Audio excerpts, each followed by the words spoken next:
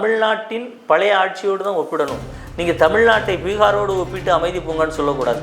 அதாவது கடந்த ஆட்சி காலத்தில் கஞ்சா தமிழகத்தில் பயிரிடப்படவே இல்லை என்று அதிமுக சொல்லலை. செந்தில் பாலாஜி ஆயத்தீர்வை மதுவில்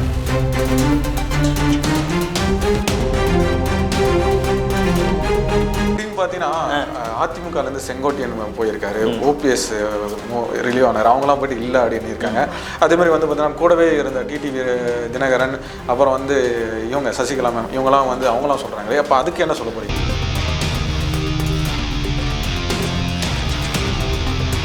சென்னை உயர்நீதிமன்றத்தில் ஒரு வழக்கறிஞர் தன் மீது இடிக்கப்பட்ட காரை திரும்பி பார்த்தபோது அவர் முறைத்து விட்டார் என்று சொல்லி அடிக்கிறார்கள்.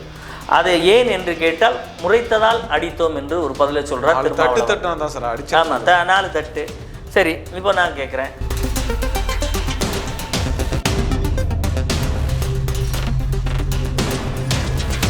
அனைவருக்கும் வணக்கம். நம்முடன் இணைந்திருப்பவர் அதிமுக செய்தி தொடர்பாளர் வழக்கறிஞர் அதிவீர பாண்டியன் அவர்கள். வணக்கம் சார். வணக்கம் சார். இப்போ டிஜிபி இன்னும் யாரும் போடலை, அது இன்னும் இழுத்து அடிச்சுட்டே இருக்காங்க.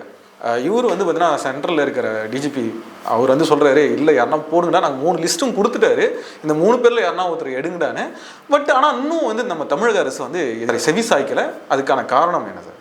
அதற்கான காரணம் என்னென்ன சார், வருகிற டிஜிபி அவர்கள் திமுகவினுடைய கொள்கை பரப்பு செயலாளர் போன்று இருக்க வேண்டும் என்று எதிர்பார்க்கார்கள் அப்படின்னு தான் நம்ம நினைக்கணும். ஏன்னா சட்டம் ஒழுங்கு மிக மிக முக்கியமான ஒரு துறை. அதை வைத்திருப்பவர் இன்றைக்கு இருக்கக்கூடிய முதலமைச்சர் ஸ்டாலின்.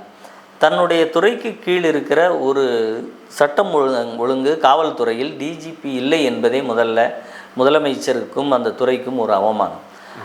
ஏன் இது போன்ற டிஜிபி நியமனத்தில் காலதாமதம் ஏற்படுகிறது என்று அரசியல் வட்டாரங்களில் எதிர்க்கட்சி தலைவர் அண்ணன் எடப்பாடியார் மிக தெளிவாக சொல்கிறாருன்னா, இப்போ அடுத்து சில மாதங்களில் தேர்தல் வரப்போகிறது.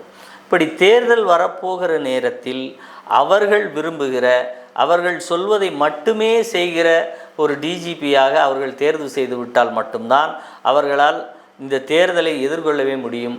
வேறு அதாவது சிறந்த அதிகாரிகள் நியமிக்கப்பட்டு விட்டால், இங்கே இருக்கக்கூடிய உண்மை நிலை வெளியே வந்தால் இந்த 4.5 ஆண்டுகளில் அவர்கள் சட்டம் ஒழுங்கில் மறைத்து வைத்திருக்கிற தகவல்கள் வெளியே வந்துருமோன்னு பயப்படலாம். ஒன்று. இரண்டாவது, இங்கே இருக்கக்கூடிய சட்டம் ஒழுங்கை பற்றி அவர்கள் கவலைப்படவும் இல்லை என்று சொல்லும். மக்களை பற்றி இப்போ சட்டம் ஒழுங்கு சிறப்பாக இருந்தால்தான் மக்கள் சிறப்பாக இருக்க முடியும். ஆனால் அவர்களை பொறுத்த வரைக்கும் வருகிற தேர்தல், அதில் டிஜிபி எங்களுக்கு திமுகவுக்கு உதவியாக இருந்தாலே போதும் என்கின்ற அந்த ஒரு குறுகிய நிலைப்பாட்டில் தான் அவர்கள் இந்த நியமனத்தை அணுகுகிறாங்க அப்படிங்கிறது இன்னொரு விஷயம். இன்னும் சொல்லப்போனால் இப்போ எதிர்க்கட்சி தலைவர் ஏன் இவ்வளவு காலதாமதம் என்று ஒரு விமர்சனத்தை ஒரு 2 தினங்களுக்கு முன்பு வைக்கிற போது அமைச்சர் ரகுபதி என்ன சொல்கிறாருன்னா, இல்லை மத்திய அரசு நினைக்கின்றவர்களுடைய பெயர்கள் இதில் இருப்பது போல் தோன்றுகிறது அப்படின்னு சொல்கிறார். மத்திய அரசு கொடுக்குறது தான் சார் எடுத்துக்கணும். ஆமாம், அதான் யூபிஎஸ்சி ஒரு பரிந்துரையை அனுப்புகிறது. நீங்கள் யூபிஎஸ்சிக்கு பரிந்துரை கொடுக்கணும். அவங்க யூபிஎஸ்சி ஒரு 3 நபர்கள் கூட்டியிருந்த பரிந்துரையை அனுப்புவாங்க. அதில் நீங்கள் ஒன்றை நியமிக்கணும். ஆனால் இப்போ அவர் உள்நோக்கம் கற்பிக்கதை சொல்கிறார். அதாவது அமைச்சர் ரகுபதி இப்படி ஒரு உள்நோக்கத்தை அங்கிருந்து வந்த லிஸ்ட்டுக்கு கொடுக்குற போது, அப்போ நீங்கள் உங்களுக்கு சாதகமான நபர் வரவில்லை என்பதால் வைத்திருக்கிறீர்கள்னா, அப்போ உண்மையிலேயே அரசியல் செய்து டிஜிபி உங்களுக்கு கைப்பாவையாக இருக்க வேண்டும் என்று நினைத்து லிஸ்ட் அனுப்பியது யாராக இருக்கும்? முதல்ல திமுக. அப்போ தமிழக அரசு சார்.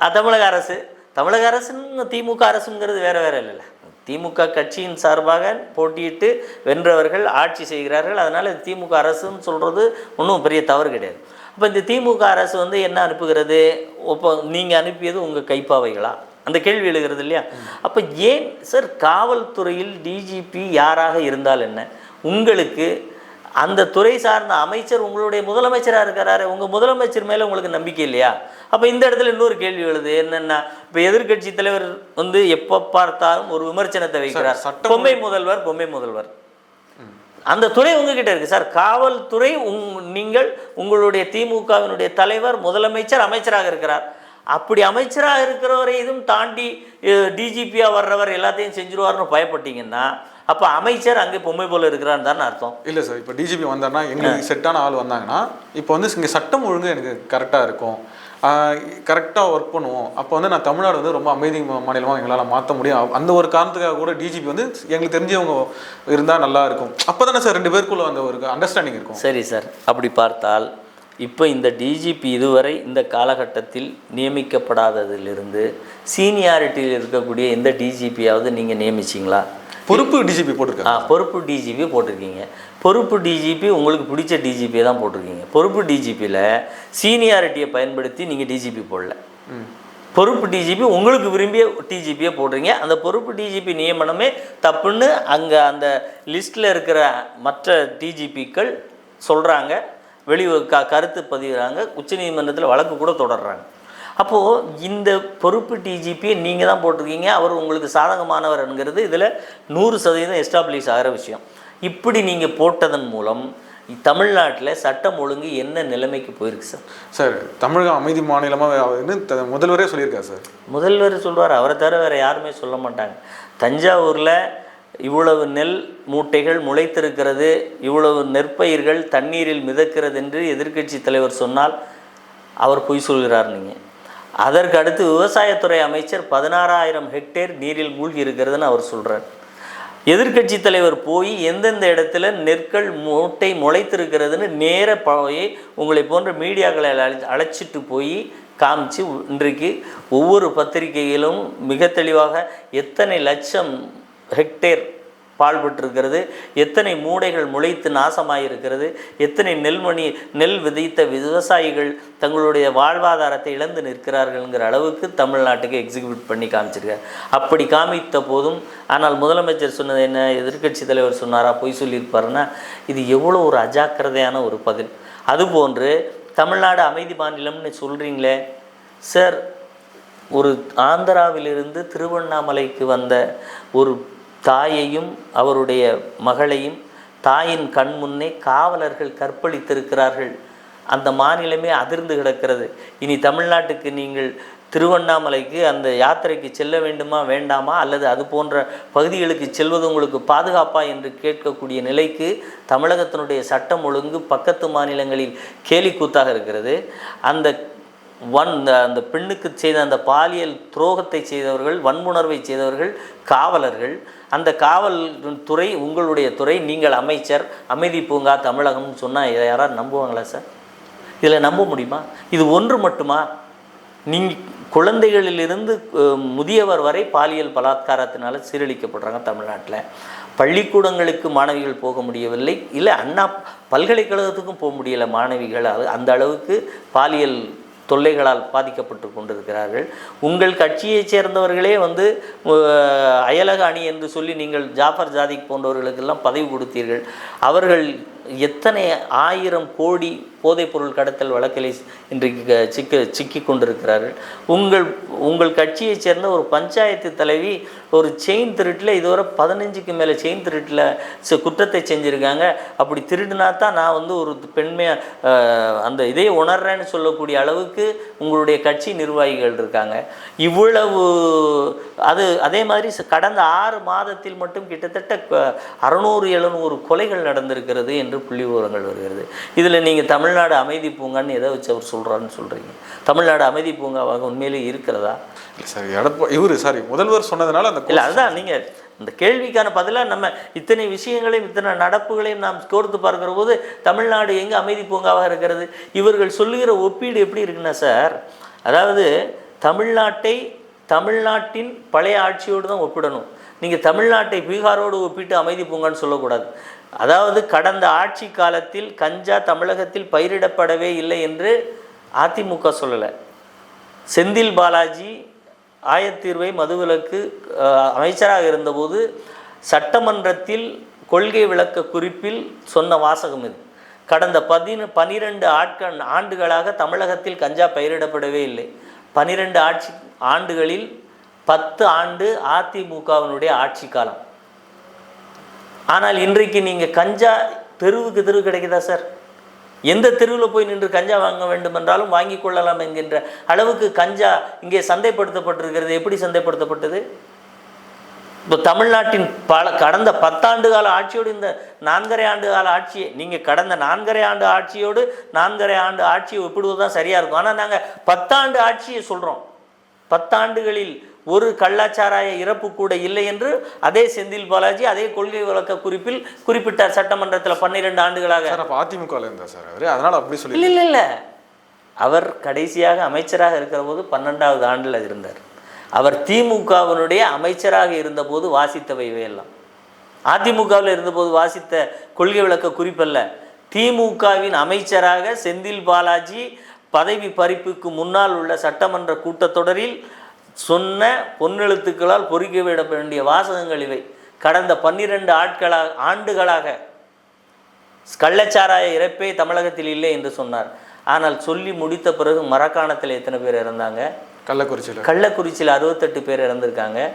அதில் கூட நீங்கள் சொல்கிற அமைதி பூங்கான்னு சொன்ன முதலமைச்சருங்கிறீங்களே, அவர் மரக்காணத்தில் இறந்த பிறகு உடனே ஒரு அறிக்கை விட்டார். இனி வாரம் ஒரு முறை நான் அனைத்து காவல்துறை அங்கே இருக்கக்கூடிய அரசு துறைகள் அனைவர்களோடும் வாரம் ஒரு முறை ரிவ்யூ மீட்டிங் போட்டு கள்ளச்சாராயத்தை ஒழிக்காமல் விடமாட்டேன் என்று வீரவசனம் பேசினார். அவர் பேசி ஓராண்டுக்குள் கள்ளக்குறிச்சியில் 68 பேர் இறந்தார்கள். நீங்கள் என்ன ரிவ்யூ மீட்டிங் நடத்துனீங்க? சுண்டலும் பச்சியும் டீயும் உட்காந்து குடிச்சிட்டு வெப் கேம்லவா அந்த கேம்லவான்னு பார்த்து பேசிட்டு போயிட்டீங்க. சார் அங்கே இறந்ததுக்கு முதலமைச்சர் என்ன சார் பண்ணுவார் சார்? அவராக சார் விற்கிறாரு. இல்லை, ரிவ்யூ மீட்டிங்கிறது எதுக்கு? கள்ளச்சாராயத்தை தடுப்பதற்கு ரிவ்யூ மீட்டிங் போடுறேன்னார்ல சார். கள்ளக்குறிச்சியில் கள்ளச்சாராயம் எப்படி விற்கப்பட்டதுங்கிற தகவல் அங்கே இருக்கக்கூடிய சட்டமன்ற உறுப்பினர், அதிமுகவினுடைய சட்டமன்ற உறுப்பினர் செந்தில் அவர்கள் அங்கே இருக்கக்கூடிய டிஎஸ்பிக்கு கவல் கொடுக்குறார், கலெக்டர்கிட்ட போய் சொல்கிறாரு. அந்த கள்ளச்சாராயம் குடித்து போட்ட பாக்கெட்டுகள் கிடக்கிற இடம் டிஜிபி அலுவலகம், கலெக்டர் அலுவலகம், நீதிமன்றம் இவை அனைத்தும் இருக்கக்கூடிய இடத்திலே கள்ளச்சாராயம் குடித்து போட்ட பாக்கெட்டுகள் காற்றில் பறந்து கொண்டு கிடக்கிறது. ஆனால் நீங்கள் ரிவ்யூ மீட்டிங் நடத்தி அப்படி ஒன்றுமே இல்லைன்னு சொல்லிட்டு வந்தீங்க. 68 பேர் இறந்தாங்க. அதுலேயே 4 பேர் தான் சார் இறந்தாங்க. 4 பேர் இறந்தவுடன் அதில் கலெக்டர், அங்கே இருக்கக்கூடிய ஒரு திமுகவினுடைய எம்எல்ஏ, இன்னொரு காவல்துறை அதிகாரி எல்லாரும் உட்காந்து என்ன சொன்னீங்க? இது கள்ளச்சாராயம் அருந்தியதால் நிகழ்ந்த மரணம் அல்லன்னீங்க. அந்த 4 பேருடைய இறப்புக்கு வந்த அவர்களுடைய உறவினர்கள் மீண்டும் அந்த கள்ளச்சாராயத்தை வாங்கி குடித்து 68 எண்ணிக்கை. இதெல்லாம் எவ்வளோ பெரிய டெர்லிக்ஷன்! இதெல்லாம் பண்ணலாமா? இதுக்கு பேர் தான் அமைதி பூங்காவை நீங்கள் மாற்றுற விதமா? இது நம்ம எப்படி அப்போ இப்படிப்பட்ட ஒரு மாநிலத்தில் 10 ஆண்டுகளாக அதிமுக ஆட்சி காலத்தில் கள்ளச்சாராய இறப்பே இல்லை என்கின்ற ஒரு உயரிய நிலையை ஏற்படுத்தி வைத்திருந்தோம். கஞ்சா பயிரிடப்படவே இல்லை என்கின்ற ஒரு உன்னதமான நிலையை ஏற்படுத்தி வைத்திருந்தோம். அவை எல்லாத்தையும் இன்றைக்கு நாசமாக்கி கள்ளச்சாராய இறப்பு இவ்வளோ நடந்து போடுது. கஞ்சா முக்கு நடக்குது.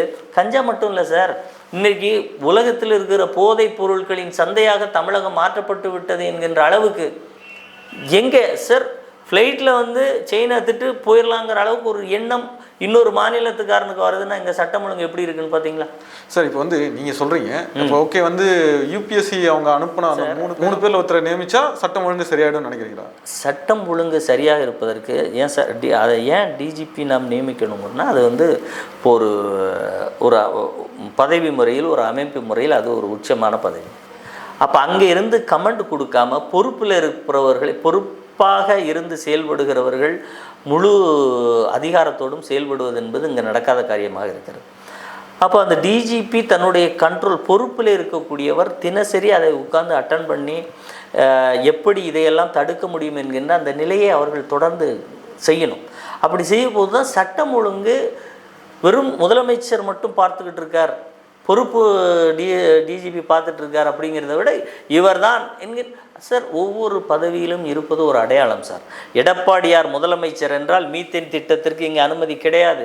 எடப்பாடியார் முதலமைச்சர் என்றால் வண்டல் மண்ணை நீங்கள் மேட்டூர் அணையிலிருந்து விவசாயிகள் என்றாலே போதும் அள்ளிக்கொள்ளலாம், இதற்கு விலை கிடையாது, யாரும் உங்களிடம் 5 பைசா கூட வசூல் செய்ய முடியாது. எடப்பாடி முதலமைச்சர் என்று சொன்னால் ஏழைகள் விவசாயிகள் கஷ்டப்படுகிறீர்களா, ஒரே ஆண்டில் 13,000 கோடி கடனை தள்ளுபடி செய்கிறேன், பிழைத்துக் கொள்ளுங்கள், இது எடப்பாடியார் சார். அது மாதிரி ஒரு பதவியில் இருப்பது என்பது ஒரு அடையாளம்.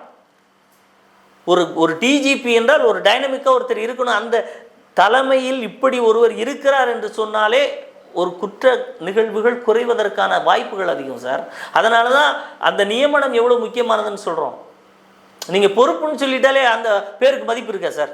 இவர் இந்த நிரந்தரம் கிடையாது, இவர் ஒரு பொறுப்பாக அவரை போட்டிருக்கோம் சார். ஆனால் அவரோட செயல்பாடு நல்லா இருக்குல்ல சார், நல்லா பண்ணிட்டு இருக்காரு சார். இப்போ அதுதான் இவ்வளோ விஷயங்களை அடுக்கி சொன்னோம்.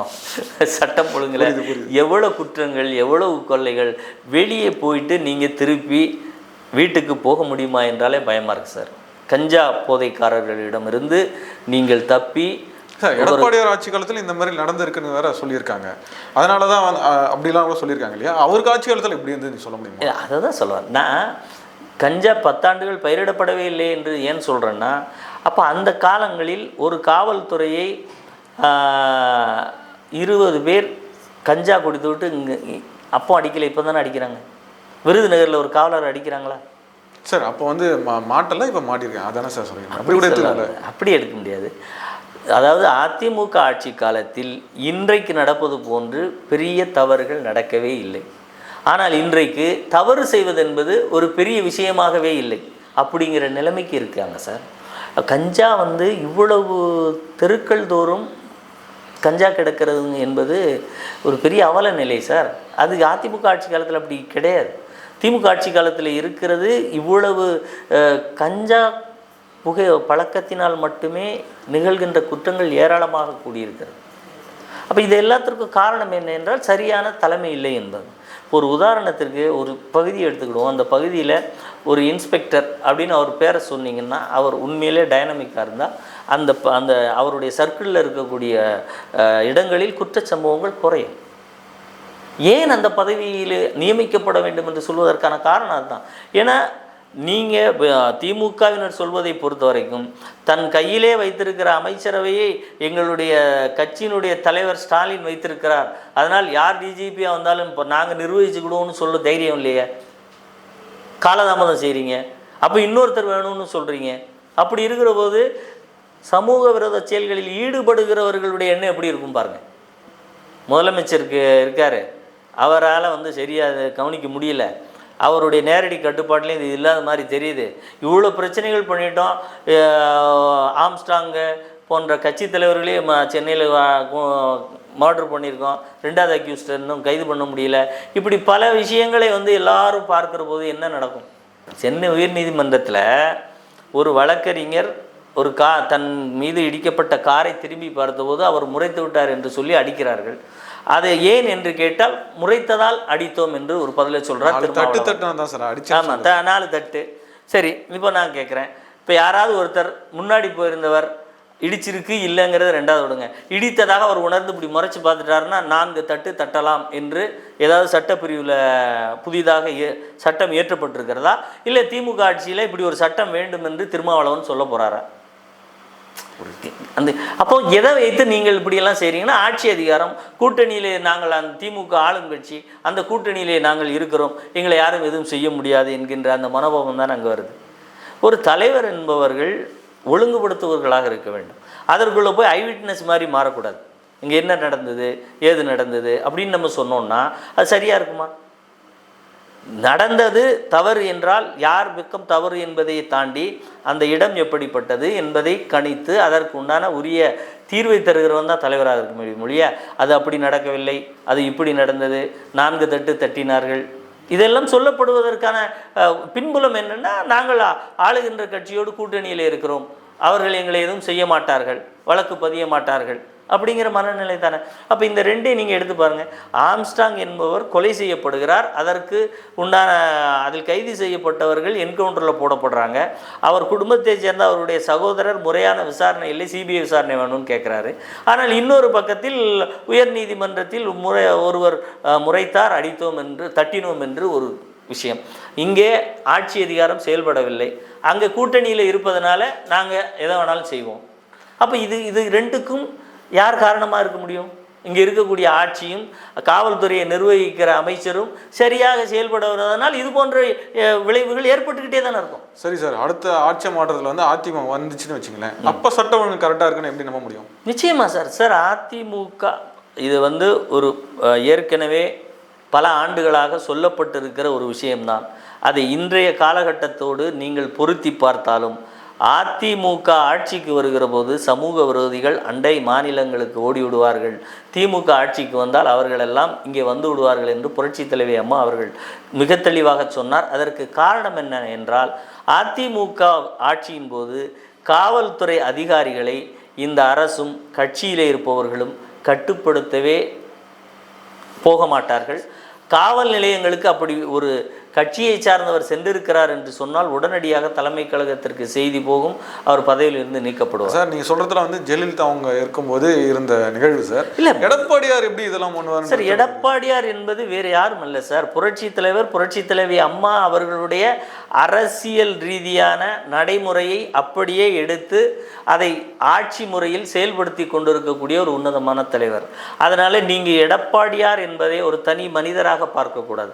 அவருடைய சிந்தனை, ஆட்சி முறை அனைத்தும் புரட்சி தலைவர் புரட்சி தலைவி அம்மா அவர்கள் வகுத்து கொடுத்த அந்த திட்டங்களின் வாயிலாக, அந்த நடைமுறைகளின் வாயிலாக அவர்கள் மக்கள் மீது கொண்டிருந்த அன்பையும் சட்டம் ஒழுங்கை எப்படி பாதுகாக்க வேண்டும் என்கின்ற நிலையிலும் சிறிதும் மாறாத ஒரு நிலையில் இருக்கக்கூடியவர் தான் எதிர்க்கட்சி தலைவர் எடப்பாடியார். அதனால்தான் அவரை அதிமுகவினுடைய பொதுச் செயலாளராக இன்றைக்கு தொண்டர்கள் அனைவரும் ஒட்டுமொத்தமாக ஏற்றிருக்கிறார்கள். அது நீங்கள் ஒரே ஒரு விஷயம் எல்லாரும் என்ன பார்க்குறாங்கன்னா, புரட்சி தலைவர் மாதிரியோ புரட்சி தலைவி அம்மா மாதிரியோ அவர் வந்து ஒரு சினிமா துறை போன்ற துறைகளில் இருந்தும் மிக பிரபல்யமான ஒரு ஈர்ப்பை பெறவில்லை என்றும் சொல்கிறார்களே ஒழிய, இயல்பாக பேரறிஞர் அண்ணா சொன்னதைப் போல எப்போது ஒரு சாமானியனும் விவசாயியும் இந்த முதலமைச்சர் பதவிக்கும் ஒரு கட்சியினுடைய பொதுச்செயலாளர் பதவிக்கும் வருகிறார்களோ அன்றைக்குத்தான் இந்த இயக்கம் தொடங்கப்பட்டதற்கான நோக்கம் நிறைவேறும் என்று சொன்னார். அந்த அடிப்படையில் இப்படி எந்த கவர்ச்சி, மிகப்பெரிய பிரபலம் இதையெல்லாம் இல்லாமல் அரசியல் மட்டுமே செய்து, அதாவது கிளை செயலாளரிலிருந்து பொதுச் செயலாளர் வரை மக்களுக்கு தேவையான அரசியலை, நலத்திட்டங்களை எப்படி சேர்ப்பது, கொண்டு சேர்ப்பது என்று இந்த ஒரே ஒரு வழியில் மட்டும் மிகச்சிறப்பாக அடர்த்தியாக அரசியல் புரிதலோடு இன்றைக்கு தமிழகத்தில் இருக்கக்கூடிய ஒரே தலைவர் யாருன்னு கேட்டால் எதிர்க்கட்சி தலைவர் எடப்பாடியார் தான். அவருடைய, அதாவது புரட்சி தலைவர் புரட்சி தலைவி அம்மா சினிமா துறைகளிலே இருந்து வந்தவர்கள், எதிர்க்கட்சி தலைவர் விவசாயம் செய்துவிட்டு இங்கே வந்திருக்கிறார். நீங்கள் என்ன நினைக்கிறீங்கன்னா, இவரும் சினிமா துறையிலிருந்து வர வேண்டும் என்று நினைக்கக்கூடாது. துறை வேறு, திட்டம் வேறு, முதலமைச்சராக இருக்கிற போது செய்கிற பணி வேறு. அந்த அடிப்படையில் புரட்சி தலைவர் புரட்சி தலைவி அம்மா அவர்களின் எண்ண ஓட்டங்களை, செயல் திட்டங்களை ஒரு விவசாய குடும்பத்திலிருந்து வந்து விவசாயியாக இருந்து, இன்னும் உங்கள் பாணியில் சொல்லணும்னா இவ்வளோ மிக பெரிய பிரபலியத்தை அடையாத நிலையிலும் அவர்கள் எண்ண ஓட்டத்திற்கு நிகரான ஆட்சியை கொடுத்தவர் எதிர்க்கட்சி தலைவர். இல்லை சார், நாங்கள் வந்து இப்போ சினிமாலேருந்து வந்ததுனால புரட்சி தலைவி அவங்க அந்தளவுக்கு எஸ்டாப்ளிஷ் ஆகலை. அதுக்கப்புறம் யாரும் எஸ்டாப்ளிஷ் ஆகலை. அவங்க வந்து பார்த்தீங்கன்னா அவங்களுடைய செயல்பாடு வந்து இரும்புக்கரம் கொண்டு செயல்படுவாங்க. நிச்சயமா ஜெயலலிதா அவங்களாலே வந்து அந்த டைமில் வந்து நிறைய யாருன்னா ஒரு ரவுடி வந்து வெளியே கால வைக்க மாட்டான். ஆமாம், யோசிப்பான் வெளியே வரும்போது ஏன்னா போலீஸ் அவனை என்கவுண்டர் பண்ணுவான் அப்படின்னு. ஆனால் இப்போ எல்லாரும் வந்து சுதந்திரமாக செயல்படுறாங்க. எடப்பாடி அவர் வந்து பார்த்தீங்கன்னா அவர் பார்க்கறதுக்கு எப்படின்னா ரொம்ப சாஃப்ட் கார்னராக இருக்கார். ரொம்ப கோவப்பட மாட்டாரு, சாதாரணமாக ரொம்ப அமைதியான ஒரு பர்சனாக இருக்கார். இவர் எப்படி அந்த இரும்பு கரத்தை கொண்டு அடக்குவார் என்று மக்களுடைய பாயிண்ட் ஆஃப் வியூன்னு ஒன்று இருக்கு இல்லையா? இல்லை சார், இப்போ ஒரே ஒரு விஷயம் வச்சுக்கிடுமே. இப்போ இரும்பு கரம் கொண்டு எப்படி அடக்குவார்டா சார், அதிமுக பிஜேபியோடு கூட்டணியில் இருக்குது சார். திமுகவும் மத்தியில் உள்ள கட்சிகளோடு கூட்டணியில் இருந்தது, அமைச்சராகவும் இருந்துச்சு. அவர்கள் மீத்தேன் திட்டத்தை கொண்டு வந்தார்கள். திமுக மத்திய அரசோடு கூட்டணியிலும் மத்தியிலே அமைச்சராகவும் இருந்தபோது மீத்தேன் திட்டத்தை கொண்டு வந்தார்கள். எதிர்க்கட்சி தலைவர் எடப்பாடியார் பிஜேபியோடு கூட்டணியில் இருந்த போதும் மத்திய அரசு, அது இரண்டு அரசையும் சொல்லலாம், பிஜேபியாக இருக்கட்டும் காங்கிரஸாக இருக்கட்டும், இந்த திட்டங்களை இங்கே கொண்டு வருவதில் பெரும் முனைப்பு காட்டக்கூடிய ஒரு நிலையில் இருந்தது. அப்படி கூட்டணியிலே இருந்தால் கூட இன்னும் நீங்கள் சொல்லப்போனால் அதிமுக ஆட்சி இன்னும் கலைந்து விடும், 4 நாளில் கலைஞ்சிரும், 10 வாரத்தில் கலைஞ்சிரும், இல்லை இன்னும் அடுத்த மாதத்தில் கலைஞ்சிரும், ஆட்சி நீடிக்காதுன்னு சொன்ன அந்த நெருக்கடியான காலகட்டத்திலும் காவிரியை பாதுகாக்கப்பட்ட வேளாண் மண்டலமாக அறிவித்தவர் எடப்பாடியார். இதெல்லாம் சாதாரண விஷயம். அதே மாதிரி நீட்டுக்கு அனிதா போன்ற மாணவிகள் உயிரிழந்த போது அந்த உடல்களின் மீது அரசியல் செய்து கொண்டிருந்தார்கள் இவர்கள். ஆனால் அதற்கு மாற்று வழியை ஒரு எதிர்க்கட்சியான திமுக கேட்கவில்லை, சமூக நல ஆர்வலர்கள் கேட்கவில்லை, இறந்த குடும்பத்திலிருந்து கூட இப்படி ஒரு கோரிக்கை வரவில்லை. இல்லை, ஒட்டுமொத்த ஏழை எளிய குடும்பங்களின் கோரிக்கையாக கூட இது இல்லை. ஆனால் அதற்கு ஒரு வழியை கண்டுபிடித்து 7.5% உள்ஒதுக்கீடு என்று கொடுத்து ஏழை எளிய அரசு பள்ளியில் படிக்கும் மாணவர்கள் மருத்துவராகலாம் என்கின்ற ஒரு திட்டத்தை கொண்டு வருகிறார். ஆளுநர் எதிர்ப்பு தெரிவித்த போது மத்தியில் அங்கேயும் பிஜேபி ஆட்சி. அப்படிப்பட்ட நிலையிலும் என்னுடைய சொந்த அதிகாரத்தை கொண்டு இதை நான் கொண்டு வந்தே தீர்வேன் என்று உத்தரவிட்டவர் எடப்பாடியார். அப்போ நீங்கள் சொல்கிற அந்த இரும்பு கரம் எதில் இரும்பு கரம்னா திட்டம் தீட்டுவதில் இரும்பு கரம். இன்றைக்கு இத்தனை மாணவர்கள் தமிழ்நாட்டு வரலாற்றில் ஒரே இந்த குறுகிய காலகட்டத்தில் ஏழை குடும்பத்திலிருந்து கிட்டத்தட்ட 3000 பேர் மருத்துவர் ஆகிய வரலாறு எங்கேயாவது இருக்கா சார்? இல்லை, அது உண்மை. அது ஒத்துக்கொண்டாகணும். அப்போ நீட்டு போன்ற திட்டங்களில் இன்றைக்கு இருக்கக்கூடிய பிஜேபியும் காங்கிரஸ் தான் திமுகவும் தான் கொண்டு வந்தாங்க. அப்போ அவர்களும் இது குறித்து பெரித முனைப்பு எடுக்காத போது பிஜேபியினுடைய நிலைப்பாட்டுக்கு மாறாக ஒரு இடத்தை கொண்டு வந்தார்ல. அப்போ நீங்கள் கூட்டணிக்காக நாங்கள் மக்களுடைய உரிமையை விட்டு கொடுக்கறதில்ல. ஒரு திட்டம் மக்களுக்கு தேவை என்று வந்துவிட்டால் அது எத்தகைய நெருக்கடியை கொண்டிருந்தாலும் அதை கொண்டு வருவதில் அந்த புரட்சித் தலைவி அம்மா அவர்களுடைய அதே ஒரு ஸ்டைல் இங்கே இவர்கிட்ட இருக்குது பார்த்தீங்களா? அதை தான் பார்க்கணுமே ஒழிய இவர்கள் சொல்வதை போன்று புரட்சித் தலைவர் மாதிரி இவர் இல்லை என்றால், புரட்சித் தலைவர் இயல்பிலேயே அவருடைய பணி, அவருடைய செல்வாக்கு என்பது வேறு. அவர் வகுத்து கொடுத்த விதிகள் இன்றைக்கு அதிமுகவினுடைய பொதுச் செயலாளர் என்று கையெழுத்திடுகிற போது அந்த இடத்தில் புரட்சித் தலைவரும் புரட்சித் தலைவி அம்மாவும் எடப்பாடியாரோடு இருக்கிறார்கள் என்பதுதானே சார் அதில் நிதர்சனம். அதுதான் கட்சி, அதைத்தான் தொண்டர்கள் நினைக்கிறோம். எங்களை பிடிக்காதவர்கள் பார்த்தீங்களா, இவங்க அவங்க அளவுக்கு இல்லைன்னு சொல்லலாம். அதிமுகவை பிடிக்காதவன் 1000 சொல்லிட்டு போகிறான் சார். அதிமுக கட்சிக்காரர்கள் நாங்கள் சொல்லணும் இவர் புரட்சி தலைவர் மாதிரி இல்லை, புரட்சி தலைவர் மாதிரி இல்லைன்னு. ஆனால் நாங்கள் அப்படி சொல்லலை. புரட்சி தலைவர் புரட்சி தலைவியின் மறு வடிவம் தான் எங்கள் எடப்பாடியார் என்று நாங்கள் ஏற்றுக்கிறோம். திமுக காரர் இதை சொல்லுவாங்களா அப்படின்னு பார்த்தீங்கன்னா, அதிமுகலேருந்து செங்கோட்டையன் போயிருக்காரு, ஓபிஎஸ் ரிலீவ் ஆனார், அவங்களாம் போயிட்டு இல்லை அப்படின்னு இருக்காங்க.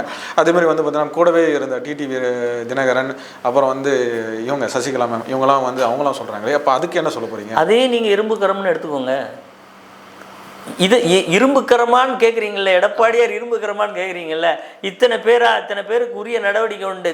டிடி தினகரனா போய்கிட்டே இருங்க, ஓபிஎஸ்ஸா எங்கள் இந்த கட்சி ஒட்டுமொத்த கட்சியினுடைய உணர்வுக்கு மதிப்பளிக்கவில்லை என்றால் யாராக இருந்தாலும் வெளியே கிளம்புங்க. இது யாரோட குணம்? இரும்பு கரம்னா எங்கே போய் தேடுவீங்க? இதுதான் இரும்பு கரம். கண்டிப்பாக கட்சிக்கு எதிரான நிலைப்பாட்டை எவர் எடுத்தாலும் சரி வெளியே அனுப்பிக்கிட்டே இருக்க வேண்டியதான். இந்த 4 பேருமே ஒரு எக்ஸாம்பிள் சார்.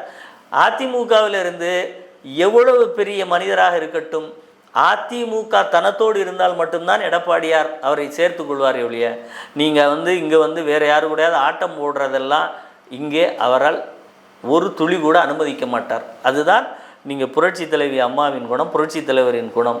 அந்த குணத்தோடு இன்றைக்கு அதிமுகவை மிகப்பெரிய அளவில் கட்டி காத்து அந்த இயக்கத்தினுடைய பொதுச் செயலாளராகவும் ஒரு எதிர்க்கட்சி தலைவராக ஒவ்வொரு குற்ற நிகழ்வு நடப்பதற்கு முன்பாக சூழ்நிலைகளை உணர்ந்து இது போன்ற சூழ்நிலை ஏற்பட்டிருக்கிறது என்று முதல் ஆளாக இந்த அரசுக்கு எச்சரிக்கை கொடுக்கிறார். அந்த எச்சரிக்கைகளின்படி இந்த அரசு செயல்பட்டாலே சமூக விரோத செயல்களும் சரி, இயற்கை இடர்கள் பாதியை குறைத்திருக்கலாம் சார்.